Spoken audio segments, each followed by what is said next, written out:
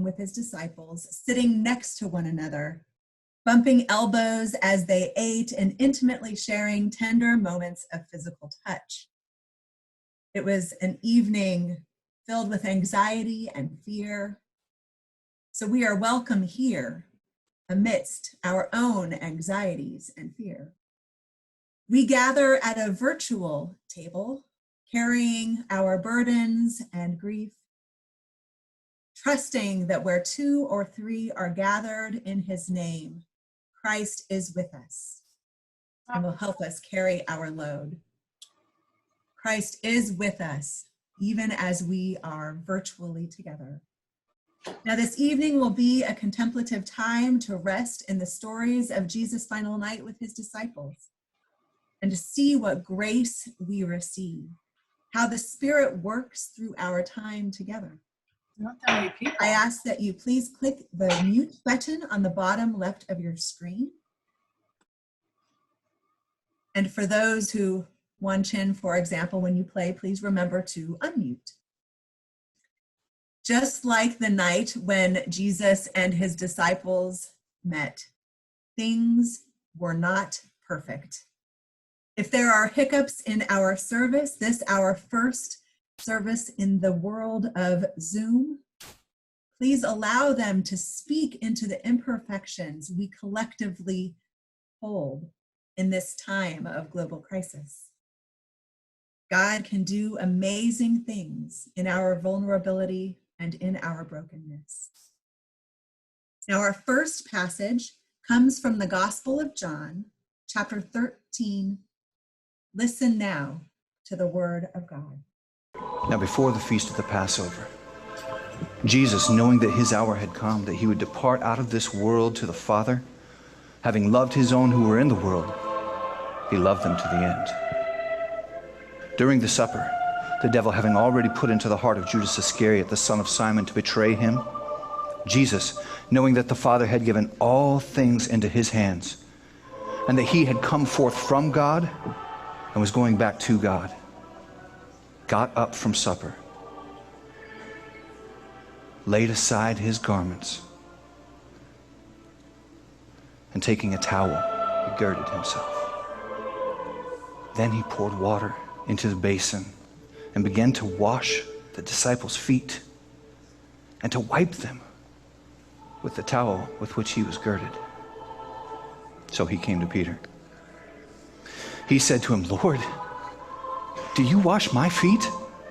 Jesus answered and said to him, "What I do you do not now realize, but you will understand hereafter." Peter said to him, "Never shall you wash my feet." Jesus answered him, "If I do not wash you, you have no part with me."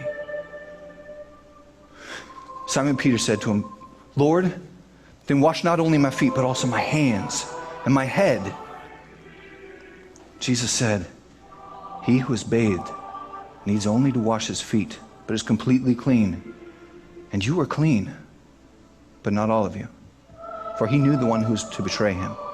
For this reason he said, "Not all of you are clean." So when he had washed their feet and taken his garments and reclined at the table again, he said to them, "Do you know what I have done to you? You call me teacher and Lord, and you are right, for so I am. If I then, the Lord and teacher, washed your feet, you also ought to wash one another's feet. For I gave you an example, that you should also do as I did to you. Truly, truly I say to you, a slave is not greater than his master, nor is the one who is sent greater than the one who sent him. If you know these things, blessed are you if you do them."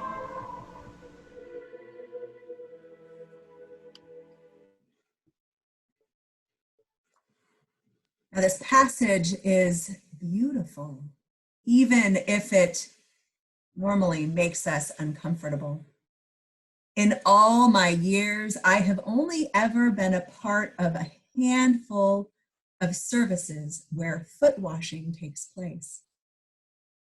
I hear many complain, "I can't take off my shoes and let someone I know, someone I worship with, wash my feet."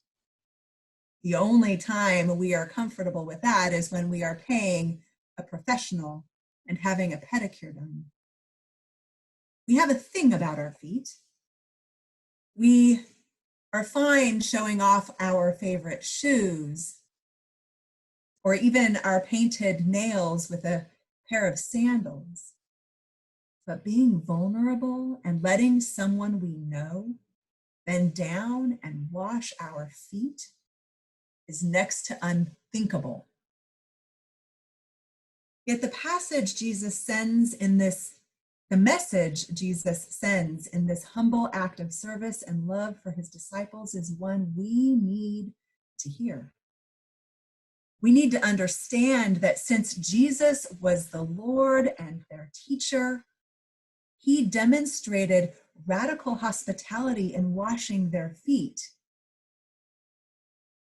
And because he did so, we who choose to follow Jesus must wash one another's feet as well. Now, in this passage, the word wash is said 9 times. In this season of global pandemic, we have heard the word wash be said probably 9,000 times. Wash your hands, and not just run them under a running water or perhaps a small squirt of soap and, all right, I'm done. But no, we are told to wash, to lather up, to scrub for 20 seconds. And friends, I had no idea how long 20 seconds was until I actually started counting it out as I was washing my hands. It is a very long time. So I would like to ask for you to do me a favor or to join me in this. Put your hands in front of you as though you're washing them. And if you happen to have hand sanitizer, why not, right? So I am going to count us for 20 seconds and just take this time to run your hands in each other.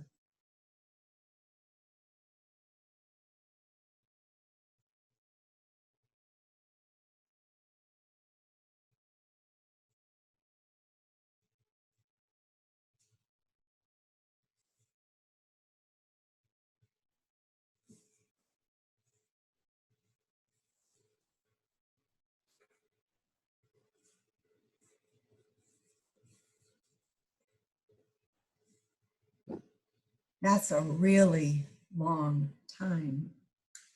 Now, when we've done this 50 or more times a day, our hands get dry and cracked, even having to put hand cream, or for me, even sometimes Neosporin. The work, the labor we put into being healthy and staying well takes a toll on our bodies, although it's a small price to pay for good health. Now consider the act of washing another's feet as also being sacrificial. It costs us something to do. It takes us from positions of power and places us in a posture of humility. This is a small price to pay compared to the sacrificial love Jesus extended to us. Now, washing feet is a way of loving the other, of serving the other, of saying, I am no better than you and my needs are no more important than yours. We are in this together. Now, a few verses later in the Gospel of John, Jesus says, I give you a new commandment. Love each other. Just as I have loved you, so you also must love each other.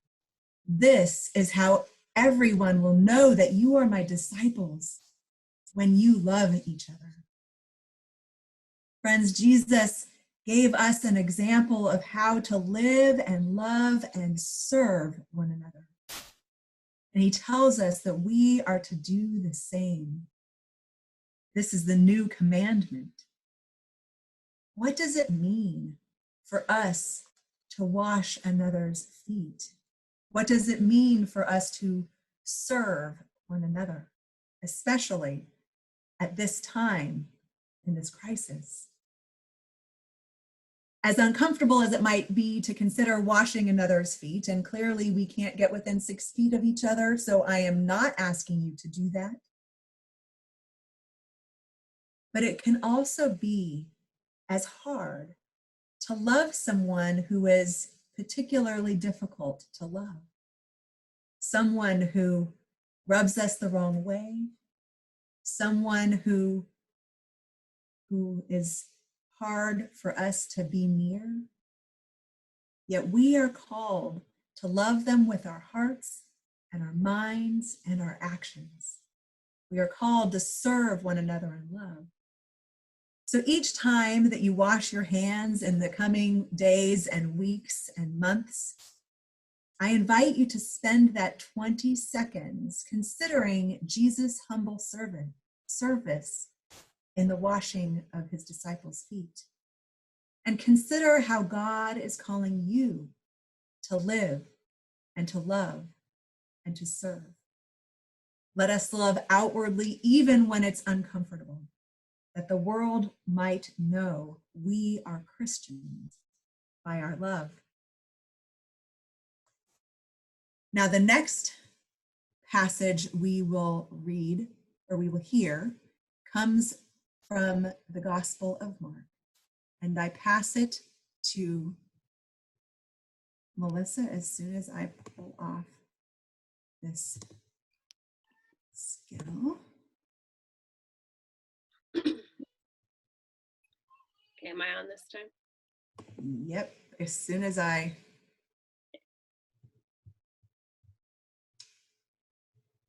It's not playing. Oh, of course, there we go, I think. All right. Our second reading comes from Mark's Gospel, chapter 14, verses 12 to 26. On the first day of the festival of unleavened bread, when the Passover lamb was sacrificed, the disciples said to Jesus, "Where do you want us to prepare for you to eat the Passover meal?" He sent 2 of his disciples and said to them, "Go into the city. A man carrying a water jar will meet you. Follow him. Wherever he enters, say to the owner of the house, 'The teacher asks, where is my guest room where I can eat the Passover meal with my disciples?' He will show you a large room upstairs already furnished. Prepare for us there." The disciples left, came into the city, found everything just as he had told them, and they prepared the Passover meal. That evening, Jesus arrived with the 12. During the meal, Jesus said, "I assure you, one of you will betray me, someone eating with me." Deeply saddened, they asked him one by one, "It's not me, is it?" Jesus answered, "It's one of the 12, one who is dipping bread with me into this bowl. The human one goes to his death just as it is written about him. But how terrible it is for that person who betrays the human one. It would have been better for him if he had never been born." While they were eating, Jesus took the bread, blessed it, broke it, and gave it to them, and said, "Take, this is my body." He took a cup, gave thanks, and gave it to them, and they all drank from it. He said to them, "This is my blood of the covenant, which is poured out for many. I assure you that I won't drink wine again until that day when I drink it in a new way in God's kingdom." After singing songs of praise, they went out to the Mount of Olives. Now, the images that were shown during Melissa's reading of our passage portray a variety of artistic renderings of what the Last Supper might have looked like. I have one more image to share, one that you might enjoy because it actually reflects a bit more what our table looks like this evening. I cannot give credit to whoever made this image, but as I saw it and considered that we would gather here, I had to borrow it from their page.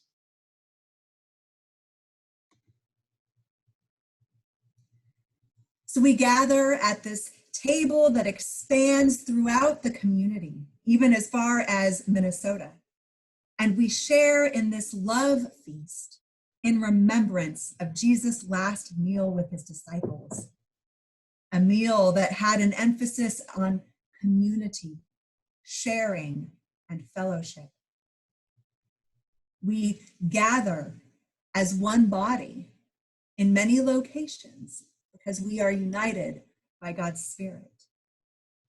There's a prayer that is also a hymn, and you may know it, and since everybody is on mute, feel free to speak it along with me or even sing it. Be present at our table, Lord. Be here and everywhere adored. Thy creatures bless and grant that we may feast in paradise with thee. So on this evening where we commemorate the Last Supper of Jesus and his disciples, we take bread and we remember that Jesus gave thanks to God, creator, redeemer, and sustainer. He broke the bread and he gave it to his disciples and told them to eat, to share of this meal. He also took a cup and he gave it to them and he said, drink of this, all of you. Do this as often as you drink of it in remembrance of me. This is a sign of the new covenant poured out for you and for many, the forgiveness of sins. And so I invite you to take whatever elements you might have, bread, crackers, juice, and we will consume these, remembering that meal with Jesus and his disciples. And we take and give thanks to God, and we thirst for a peace that is beyond our understanding, a peace amidst the chaos of the world, amongst the storms of life. And we ask that God bless our time and our sharing. And Wan Chin will give us some music as we contemplatively partake in this food.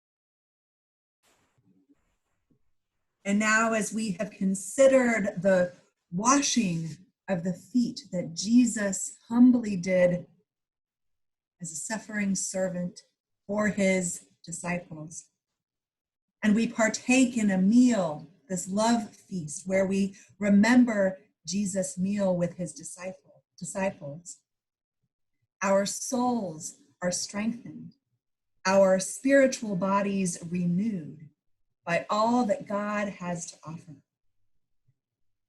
We know that both in our real world and in the liturgical days to come, suffering is in our future. This is a sacred time, and we know what Sunday holds, but we have to go through Friday and Saturday. And so as you prepare your hearts for the journey ahead, both with Jesus toward the cross and the tomb, and in our current circumstances, know that God is with us all the time and that we are not alone. We will reflect on another piece of recorded music by Wan Chin that will journey us into Good Friday. The song, Were You There? Were you there when they crucified my Lord? Listen to this song. Soak it in. If it makes you sad or upset, like it did when I was about 7 years old and I thought that Jesus really was dying and that this was something that I didn't understand about Easter, my grandmother consoled me. Feel the sadness. Be present in the distress, but know that Sunday is coming and we will gather again on that day.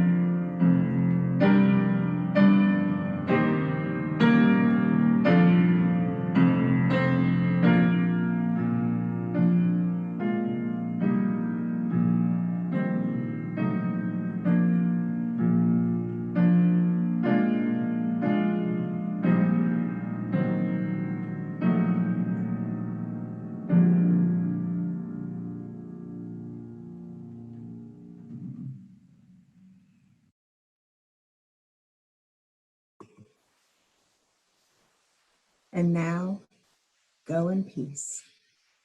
Good night. And thank you for participating in our first ever Zoom worship service. This will be posted on our YouTube and Facebook pages as soon as I can figure out how to make that happen.